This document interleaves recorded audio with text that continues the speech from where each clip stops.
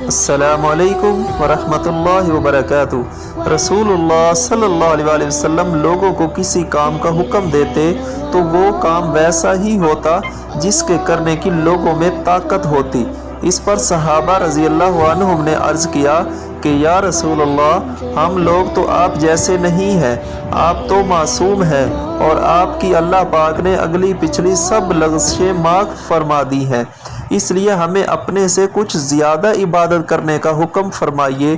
یہ سن کر آپ ناراض ہوئے، حتیٰ کہ خفگی آپ کے چہرہ مبارک سے ظاہر ہونے لگی۔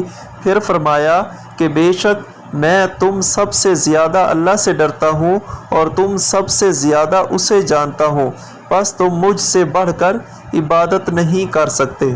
سبحان اللہ، کس قدر مہربان اور شفیق ہمارے پیغمبر مصطفیٰ صلی اللہ علیہ وسلم تھے کہ اتنی عبادت کا حکم دیا جتنی فطرت کے عین